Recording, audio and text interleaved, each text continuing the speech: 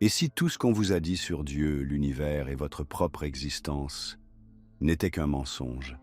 Pendant des siècles, une vérité cachée a été enfouie sous le poids du dogme religieux, effacée de l'histoire par ceux qui craignaient son pouvoir. Une vérité si dangereuse que des traditions spirituelles entières ont été condamnées, leurs adeptes persécutés et leurs écritures détruites. Mais certaines connaissances refusent de rester dans l'oubli. Le gnosticisme n'est pas un simple système de croyances, c'est une remise en question directe des fondements mêmes de la religion dominante. Il ose remettre en question la nature de la réalité, le rôle de Dieu et les forces qui façonnent la conscience humaine.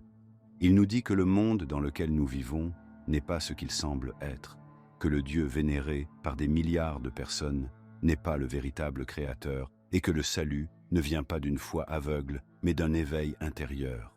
Pourquoi cette connaissance a-t-elle été effacée?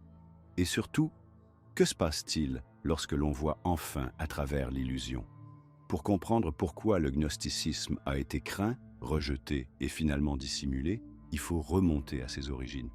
Imaginez une époque où le christianisme n'était pas encore une religion unifiée, où d'innombrables mouvements spirituels se disputaient la domination, chacun offrant sa propre vision de Dieu, du salut et de la nature de la réalité.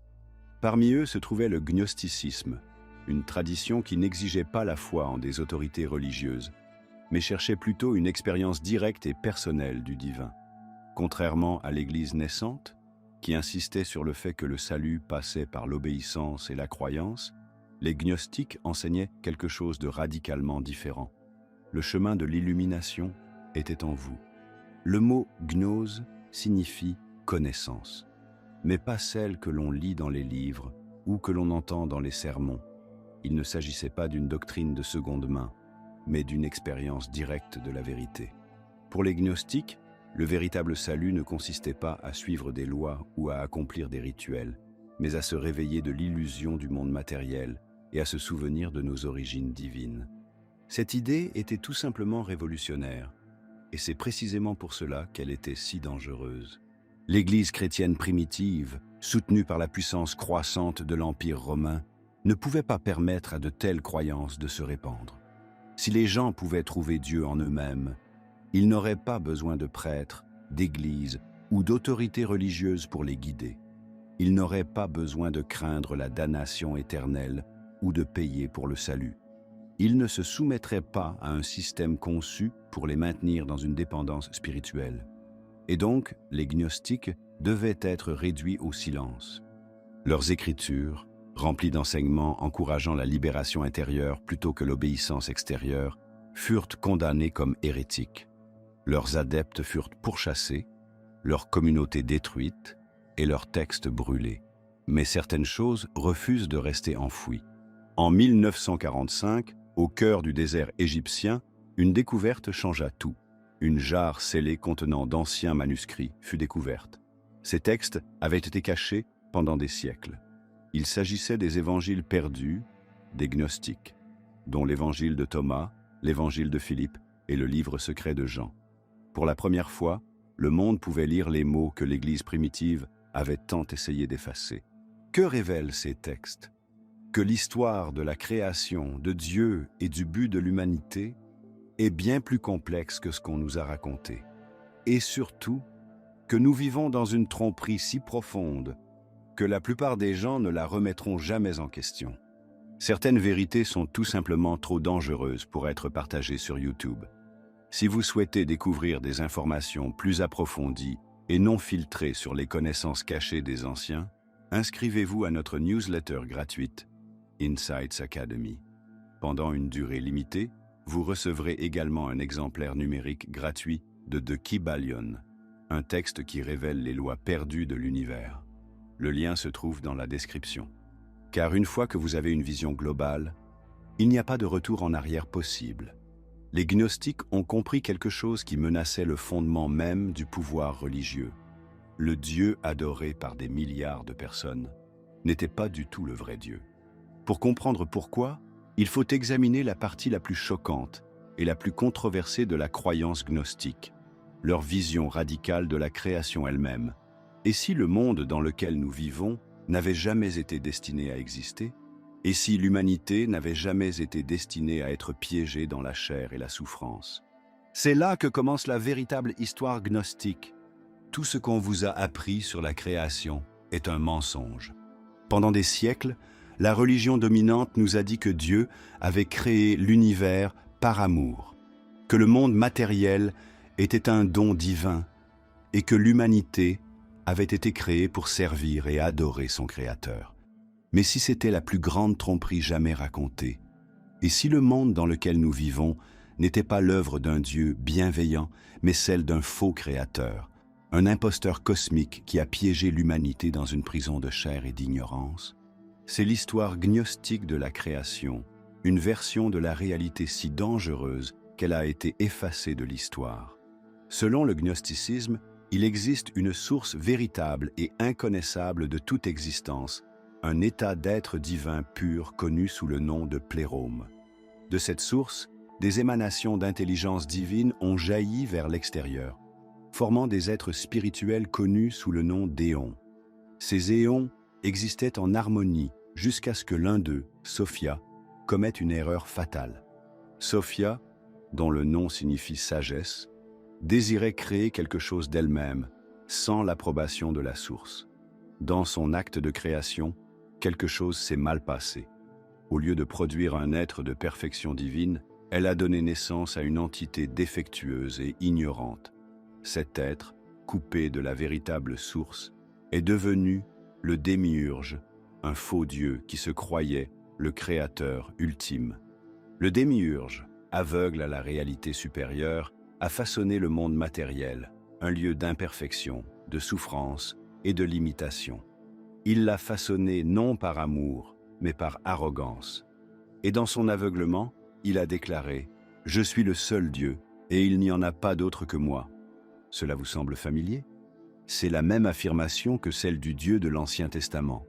Les gnostiques considéraient la divinité biblique, Yahweh, non pas comme le vrai Dieu, mais comme le démiurge, un souverain jaloux et vengeur qui exigeait obéissance et adoration, non par amour, mais pour maintenir son contrôle.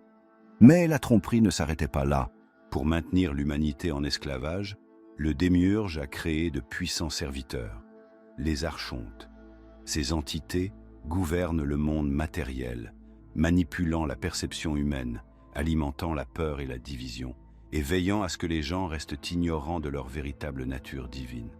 Les archontes se nourrissent du contrôle, et leur plus grande arme est la tromperie. Pensez-y, le monde dans lequel nous vivons est construit sur la souffrance, les conflits et le contrôle. Les gouvernements exigent l'obéissance, les religions prêchent la soumission, l'économie impose une lutte sans fin. La peur est présente dans tous les aspects de la vie. Et si tout cela était voulu? Et si la véritable raison de notre présence ici était que nous sommes piégés, notre étincelle divine emprisonnée dans des corps physiques, obligés d'oublier d'où nous venons vraiment? Mais il y a de l'espoir. Malgré son pouvoir, le démiurge n'a pas pu supprimer complètement l'étincelle divine au sein de l'humanité. Les gnostiques enseignaient que profondément en chacun de nous se trouve un fragment de la véritable source, une lumière cachée qui aspire à rentrer chez elle. Mais pour cela, nous devons nous éveiller. Nous devons reconnaître l'illusion pour ce qu'elle est et rejeter le contrôle du faux Dieu. C'est pourquoi le message gnostique était si dangereux. Il ne remettait pas seulement en question les croyances religieuses, il exposait le fondement même des systèmes de contrôle du monde. Et pourtant, si le monde est vraiment une prison, comment s'en échapper? La réponse réside dans ce qui est peut-être la révélation la plus choquante de toutes. Jésus n'a jamais été censé être un sauveur au sens où l'Église l'enseigne. Selon les gnostiques, il est venu pour quelque chose de bien plus grand.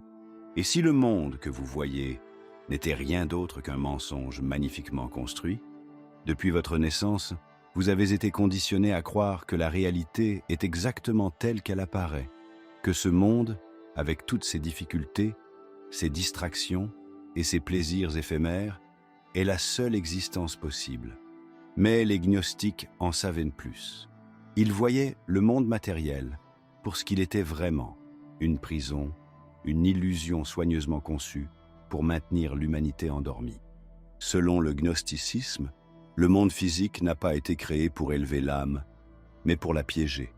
Le démiurge, le faux Dieu qui règne sur ce royaume, et ses archontes, des entités spirituelles inférieures mais puissantes, ont conçu la réalité pour asservir la conscience humaine. Ils ont construit un système où la souffrance, l'ignorance et les distractions sans fin vous empêchent de réaliser votre véritable nature. Regardez autour de vous. Pourquoi la vie moderne est-elle remplie de peur, de stress et de luttes sans fin? Pourquoi la société exige-t-elle l'obéissance, la productivité et la conformité plutôt que l'exploration, la connaissance de soi et la paix intérieure? Pourquoi nous apprend-on à vénérer les autorités extérieures, qu'il s'agisse de chefs religieux, de personnalités politiques ou de marques commerciales, au lieu de rechercher la sagesse intérieure? Les gnostiques ont compris la réponse bien avant l'apparition de la psychologie moderne, de la technologie et des médias de masse. Les archontes opèrent par le biais de systèmes de contrôle qui régissent le comportement humain, façonnent les croyances et maintiennent les gens dans la distraction, la division et la perte spirituelle. Utilisez la religion comme moyen de contrôle. Au lieu de guider les gens vers la réalisation de soi, la religion organisée a été transformée en un outil d'obéissance. On vous dit que le péché est dans votre nature, que vous êtes brisé et que ce n'est que par la soumission que vous pouvez être sauvé. Mais les gnostiques enseignaient le contraire. Le salut réside dans la libération de ces croyances imposées. Le monde est structuré autour de la douleur, de la pénurie et de la survie. Les guerres, la pauvreté et les divisions sociétales maintiennent les gens dans un état de peur, les empêchant de se concentrer sur la libération spirituelle. Le système vous pousse à courir après l'argent, le statut social et les possessions, en les assimilant à tort au succès et au bonheur. C'est une brillante distraction qui détourne votre attention de l'intérieur vers l'extérieur. Les gnostiques croyaient que l'âme, piégée dans le cycle de la réincarnation, est forcée de retourner dans cette prison matérielle, encore et encore. Chaque vie est une nouvelle tentative de se réveiller, mais le système est conçu pour s'assurer que la plupart ne le fassent jamais. L'idée que nous vivons dans une illusion conçue peut sembler relever du mysticisme ancien, mais aujourd'hui, nous voyons des parallèles frappants dans les théories modernes de la réalité simulée, de l'intelligence artificielle et de la manipulation psychologique de masse.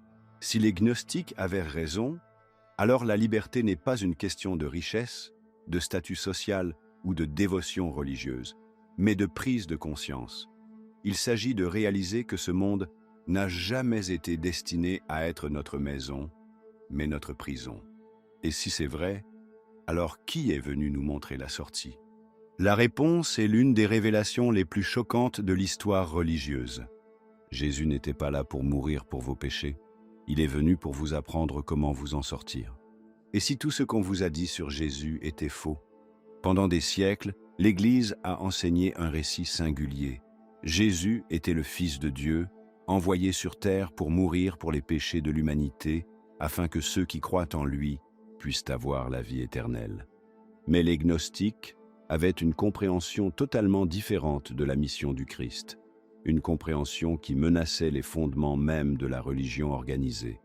Pour eux, Jésus n'était pas un agneau sacrificiel, envoyé souffrir au nom de l'humanité. Il n'était pas là pour établir une église, exiger le culte ou imposer l'obéissance.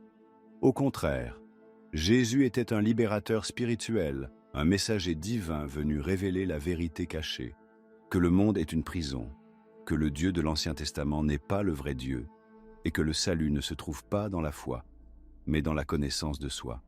C'est pourquoi les gnostiques appelaient Jésus le porteur de la gnose, celui qui est venu enseigner comment s'éveiller et échapper à l'illusion du démiurge. Parmi les textes trouvés dans la bibliothèque de Nag Hammadi, un évangile se démarque, l'évangile de Thomas.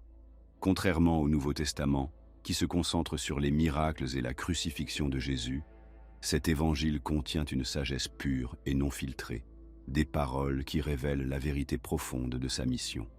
L'un des passages les plus marquants déclare « Si vous faites ressortir ce qui est en vous, Ce que vous faites ressortir vous sauvera. Si vous ne faites pas ressortir ce qui est en vous, ce que vous ne faites pas ressortir vous détruira. C'est la gnose dans sa forme la plus pure, l'idée que le salut ne vient pas de l'extérieur, ni des rituels, ni d'une église, mais de l'éveil de l'étincelle divine en vous. Jésus a répété à plusieurs reprises à ses disciples « Le royaume de Dieu est en vous ». Ces paroles contredisent directement le message de l'Église, qui insiste sur le fait que le salut vient de la foi, de l'obéissance et de la soumission extérieure. Les gnostiques comprenaient que Jésus n'était pas là pour créer des disciples, mais pour éveiller les esprits. Et pour cette raison, son véritable message devait être effacé. Si Jésus venait pour dénoncer l'illusion, alors les forces dirigeantes de ce monde, le démiurge et ses archontes, ne pouvaient pas permettre à ses enseignements de survivre. Jésus rejetait l'autorité des chefs religieux. Les évangiles le montrent en train de défier les pharisiens, ceux-là même qui contrôlaient la doctrine religieuse.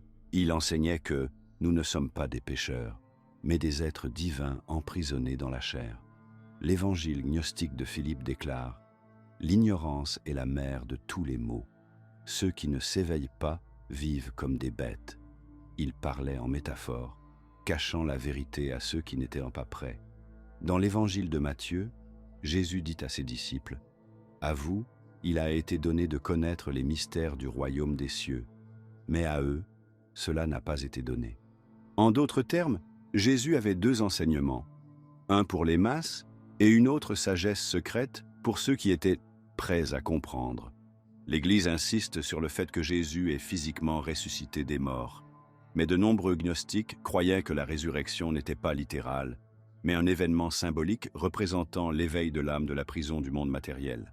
Mourir signifiait mourir à l'illusion du monde physique. Renaître signifiait atteindre l'illumination et s'élever au-delà du contrôle du démiurge. C'est pourquoi les gnostiques ne considéraient pas la mort de Jésus comme un sacrifice nécessaire, mais comme l'étape finale de sa libération. Il s'était libéré de la prison de la chair, montrant le chemin que nous pouvions, nous aussi, suivre. Mais les puissances dirigeantes de ce monde ne pouvaient pas permettre à cette connaissance de se répandre. Si les gnostiques avaient raison, si Jésus était venu libérer l'humanité du contrôle du démiurge, alors tout le fondement du christianisme s'effondrait. Si le salut ne vient pas de la foi en une institution, mais de l'expérience directe, alors l'Église devient obsolète.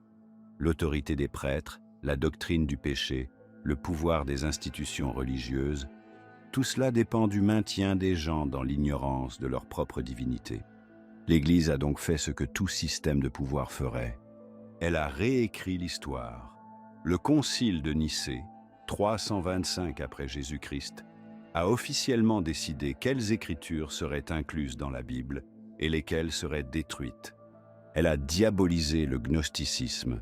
Les textes gnostiques ont été qualifiés d'hérétiques et leurs adeptes ont été pourchassés, exilés ou exécutés. Cela a transformé Jésus en une figure religieuse plutôt qu'en un libérateur. Le message de découverte de soi a été remplacé par l'obéissance, la culpabilité et la peur de la damnation éternelle. Mais malgré des siècles de répression, la sagesse gnostique n'a jamais vraiment disparu. Le savoir a survécu dans les sociétés secrètes, les traditions mystiques et les mouvements clandestins. Et aujourd'hui, avec la redécouverte de textes perdus et l'essor de l'éveil spirituel, la vérité refait surface. Car une fois que vous voyez l'illusion pour ce qu'elle est, vous ne pouvez plus la cacher. Si Jésus était un maître gnostique, alors le véritable message du salut ne consiste pas à attendre un sauveur, mais à le devenir soi-même. Il s'agit de se libérer de la fausse réalité qui nous est imposée. Mais les forces qui ont tenté d'effacer le gnosticisme il y a longtemps n'ont jamais vraiment disparu. Elles existent toujours aujourd'hui. Seules leurs méthodes ont changé. La question est la suivante. Sommes-nous toujours contrôlés par les mêmes dirigeants occultes contre lesquels les gnostiques nous ont mis en garde? La réponse réside dans la compréhension de la plus grande dissimulation de l'histoire de l'humanité, la guerre contre la vérité spirituelle. Que se passe-t-il lorsqu'un système de pouvoir se sent menacé? Il fait taire l'opposition, il réécrit l'histoire. Il enterre la vérité si profondément que la plupart des gens ne pensent même jamais à la remettre en question. C'est exactement ce qui est arrivé au gnosticisme. L'Église chrétienne primitive n'a pas toujours été l'institution monolithique qu'elle est aujourd'hui. Au cours de ces premiers siècles, elle n'était qu'un mouvement spirituel parmi tant d'autres, en concurrence avec d'autres, qui luttaient pour définir ce que signifiait suivre les enseignements de Jésus. Et les gnostiques, ils représentaient la plus grande menace pour son autorité. Car si les gens comprenaient ce que Jésus enseignait réellement, s'ils découvraient qu'ils n'avaient pas besoin de prêtres, de rituels ou d'obéir à une institution pour atteindre le salut, les fondements même de l'Église s'effondreraient. C'est ainsi que commença la purge spirituelle la plus agressive de l'histoire. En l'an 325 après Jésus-Christ, un événement changea le cours de l'histoire à jamais. L'empereur Constantin, qui s'était converti au christianisme pour des raisons politiques, convoqua le premier concile de Nicée. L'objectif? Créer une version officielle et unifiée du christianisme. Lors de ce concile, les dirigeants de l'Église prirent des décisions qui allaient façonner la foi chrétienne pour les 2000 années suivantes. Ils ont sélectionné les textes qui deviendraient les Écritures officielles. Tout évangile qui ne correspondait pas à la vision de l'Église était déclaré hérétique. L'idée de Jésus comme fils littéral de Dieu a été consolidée. Tous les enseignements suggérant que le salut venait de la connaissance de soi, comme les évangiles gnostiques, ont été complètement effacés. La doctrine du péché et du salut fut renforcée. Au lieu d'enseigner que les humains étaient des êtres divins piégés dans une fausse réalité, l'Église promut l'idée que les humains étaient intrinsèquement pécheurs et avaient besoin d'un salut extérieur. C'était une brillante initiative, car une religion fondée sur la culpabilité et la dépendance assure l'obéissance. Et donc, les gnostiques devaient être détruits. Une fois la doctrine officielle du christianisme établie, quiconque enseignait le contraire devenait un ennemi de l'Église. Les textes gnostiques furent interdits, brûlés et systématiquement effacés. La sagesse qu'ils contenaient, la connaissance qui pouvait libérer les gens de l'esclavage spirituel, fut cachée au monde. Les adeptes de la gnose furent pourchassés. Marqués comme hérétiques, ils furent exilés, torturés et, dans de nombreux cas, exécutés. Les traditions spirituelles alternatives étaient diabolisées. Toute forme de mysticisme, de révélation personnelle ou d'expérience directe du divin était qualifiée de sorcellerie ou de hérésie, garantissant ainsi que la seule forme de spiritualité acceptée était celle contrôlée par l'Église. Il ne s'agissait pas seulement d'un mouvement religieux, mais d'une campagne de contrôle absolu. Car une fois les gnostiques disparus, l'Église devint la seule gardienne du salut.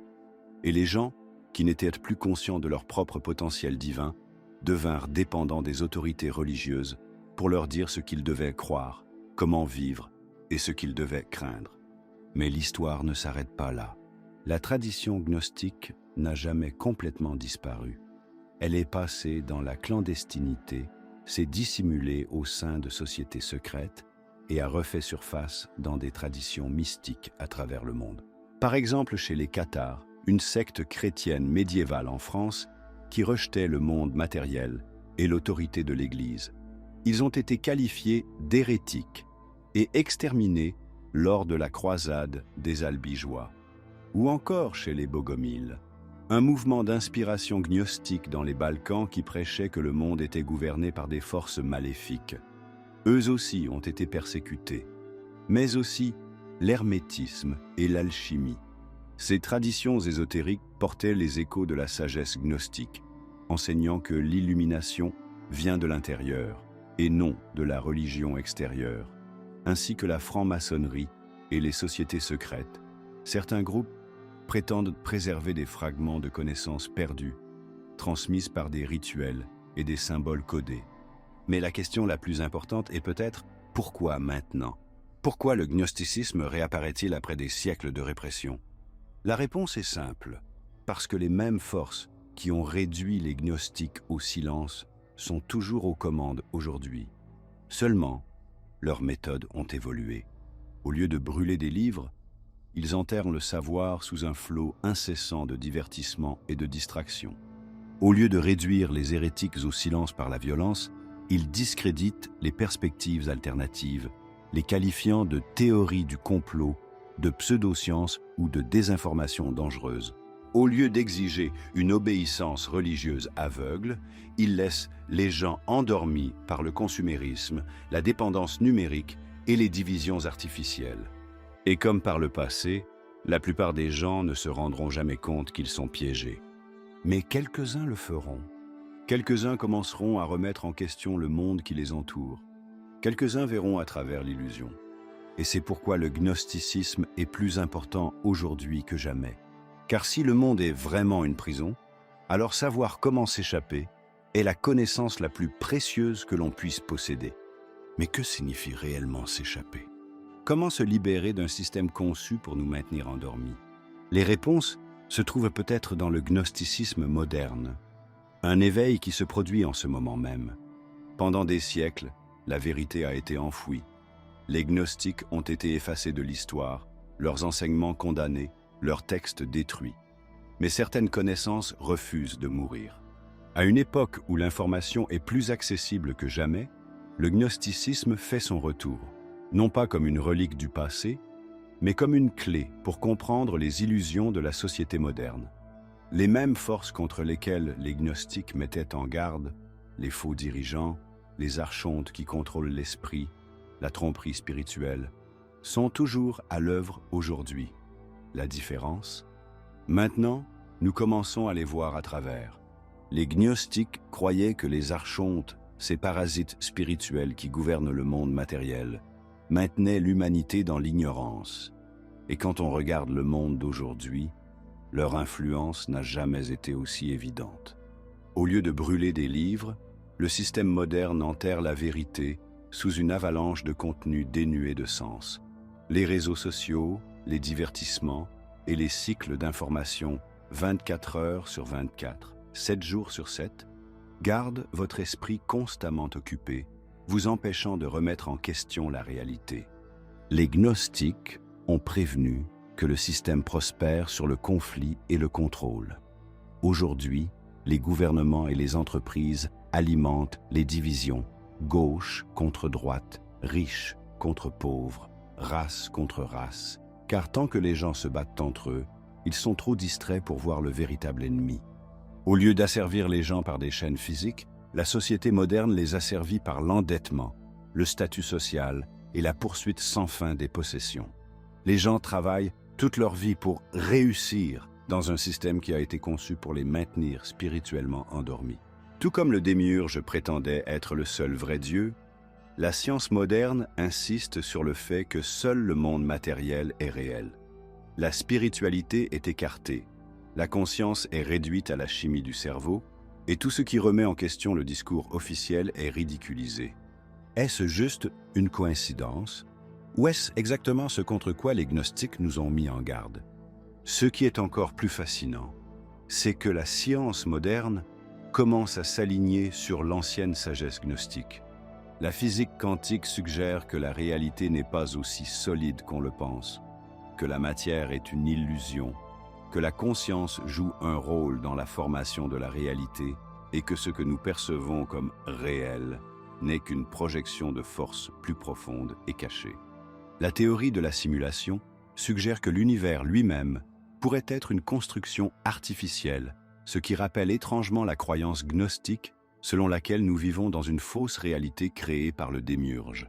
Les expériences de mort imminente et les visions mystiques décrivent des rencontres avec des êtres de lumière, des dimensions cachées et des révélations de la nature illusoire du monde physique, des concepts qui s'alignent parfaitement avec les enseignements gnostiques. Le monde commence à se réveiller. La science découvre aujourd'hui ce que les gnostiques savaient depuis toujours. Cette réalité n'est pas ce qu'elle semble être. Si le monde matériel est une prison et que les archontes contrôlent l'illusion, comment pouvons-nous nous libérer? Comment échapper au cycle de la tromperie? La prise de conscience est la première étape. Une fois que vous reconnaissez l'illusion, elle perd son pouvoir sur vous. Plus vous remettez en question ce qu'on vous a dit, plus les murs de la prison commencent à s'écrouler. Détachez-vous du système. Arrêtez d'alimenter les distractions, la quête sans fin de la validation extérieure, les récits fondés sur la peur. Lorsque vous cessez de vous engager dans l'illusion, celle-ci commence à se dissoudre. Recherchez la connaissance intérieure. La gnose ne se trouve pas dans les dogmes religieux, les idéologies politiques ou les étiquettes sociétales. C'est un éveil intérieur.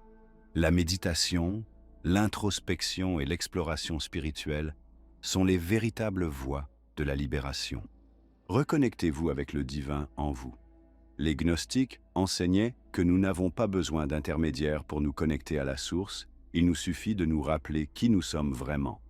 Mais comme par le passé, le système ripostera. Aujourd'hui, nous assistons à un nouveau type de guerre, non pas une guerre pour la terre ou l'argent, mais une guerre pour la conscience humaine.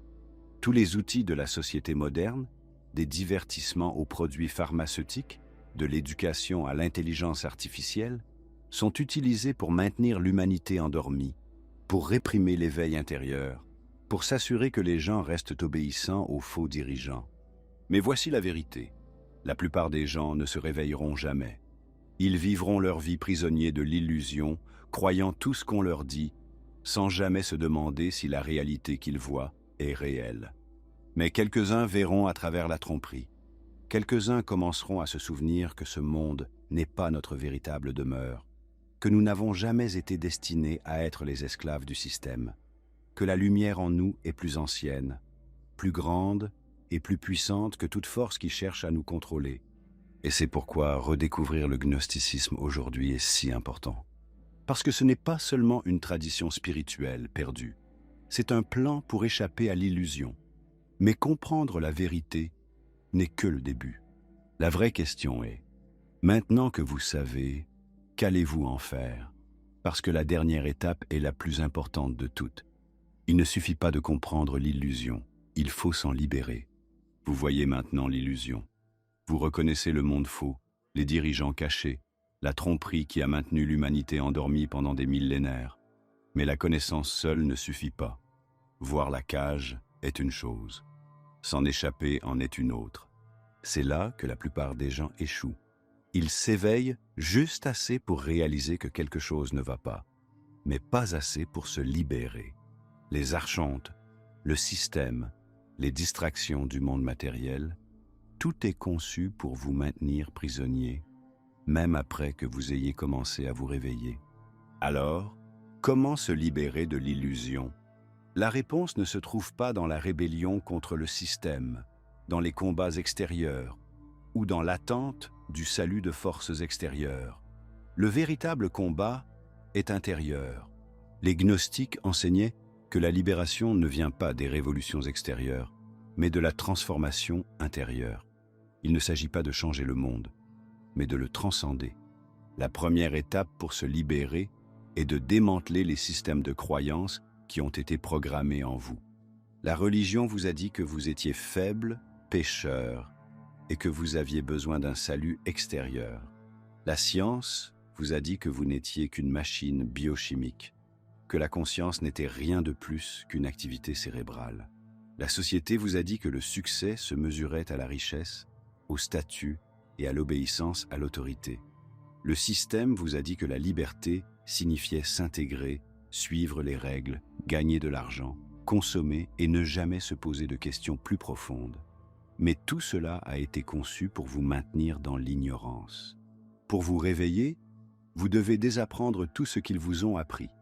Vous devez commencer à remettre en question chaque croyance, chaque hypothèse, chaque vérité que vous avez autrefois acceptée sans réfléchir. Demandez-vous, pourquoi est-ce que je crois ce que je crois? Qui profite du fait que je crois cela? Que se passe-t-il si je choisis de penser différemment? Parce qu'une fois que vous avez éliminé les faux récits, ce qui reste est la vérité brute et non filtrée. La deuxième étape consiste à se détacher du système et à cesser d'alimenter l'illusion. Les archontes, le démiurge, les dirigeants de ce monde, ils se nourrissent de votre énergie, de votre attention, de votre docilité. Se libérer signifie apprendre à se détacher du système sans en devenir esclave. Détachez-vous de la peur. Le système fonctionne sur la peur. Peur de la mort, de l'échec, du rejet, de l'incertitude. Mais la peur est une illusion. Dès que vous cessez d'y réagir, vous sortez du jeu. Détachez-vous de la validation externe, les réseaux sociaux, l'approbation des autres, la poursuite du succès. Rien de tout cela n'a d'importance dans le grand schéma de l'éveil. Arrêtez de vivre pour des récompenses externes et commencez à rechercher l'épanouissement intérieur. Détachez-vous du matérialisme. Plus vous possédez, plus le système vous possède. Simplifiez votre vie. Consommez moins, questionnez davantage. Détachez-vous de la logique du contrôle. Les gouvernements, les entreprises, les médias n'ont de pouvoir que parce que les gens le leur donnent. Dès que vous cessez de jouer leur jeu, vous devenez intouchable. Cela ne signifie pas que vous devez vivre dans l'isolement ou rejeter la vie moderne. Cela signifie que vous vous engagez dans le monde selon vos propres termes, en pleine conscience de l'illusion en jeu. La troisième étape consiste à cultiver la gnose intérieure ou à renouer avec le divin. L'outil le plus puissant que le système a utilisé contre vous est de vous convaincre que vous êtes impuissant. Mais les gnostiques connaissèrent la vérité. En vous se trouve une étincelle du divin, la même source qui a créé toute chose. Et pour vous connecter à cette étincelle, vous pouvez utiliser plusieurs méthodes, par exemple la méditation et le silence. Dans un monde plein de bruit, le silence est une arme. Plus vous apaisez votre esprit, plus vous entendez la vérité qui a toujours été en vous. Une autre façon d'y parvenir est de passer par les rêves, les visions et l'intuition. L'esprit rationnel est un outil, mais ce n'est pas le seul. Faites confiance à votre savoir intérieur. Les réponses que vous cherchez ne viendront pas des livres ou des autorités, elles viendront de l'intérieur. Une autre façon de se connecter à cette étincelle est de passer par la connaissance sacrée et les textes cachés, comme les textes gnostiques, le Kybalion, les enseignements hermétiques. Tous ont été préservés pour une raison.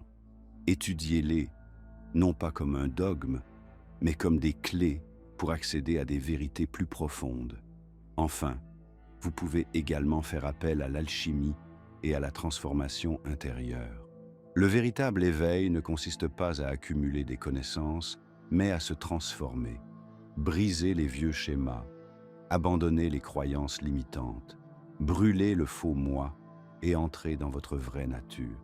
Car l'éveil n'est pas une destination, c'est un processus de devenir. Mais tout le monde n'est pas prêt à s'éveiller. La plupart des gens résisteront à la vérité. Ils défendront le système qui les a servis. Ils se moqueront de ceux qui remettent en question la réalité. Et c'est pourquoi le plus grand acte de rébellion n'est pas de combattre le système, mais de semer les graines de la conscience.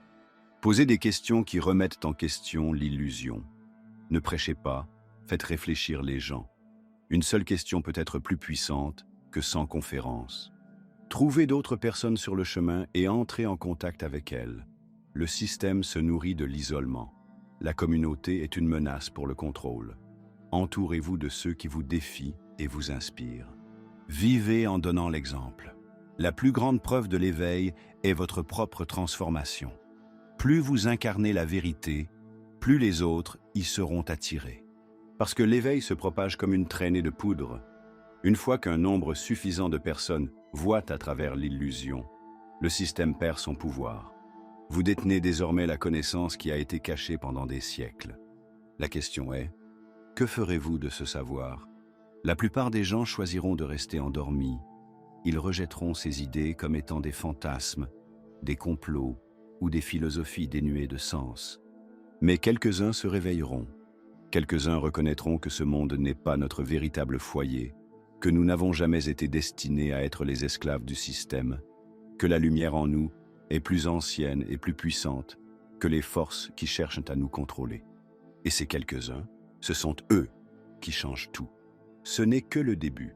Si vous êtes prêt à aller plus loin, si vous voulez accéder à des connaissances trop puissantes pour les plateformes grand public, rejoignez Insights Academy, notre newsletter gratuite. où nous dévoilons des vérités qui restent cachées au monde. De plus, vous recevrez gratuitement une copie numérique du Kybalion, l'un des textes ésotériques les plus puissants jamais écrits. Le lien se trouve dans la description. C'est votre moment. L'illusion se fissure. La vérité se lève. La seule question qui reste est: allez-vous vous réveiller? Si cette vidéo a trouvé un écho en vous, faites-le nous savoir en commentant. Je l'ai comprise.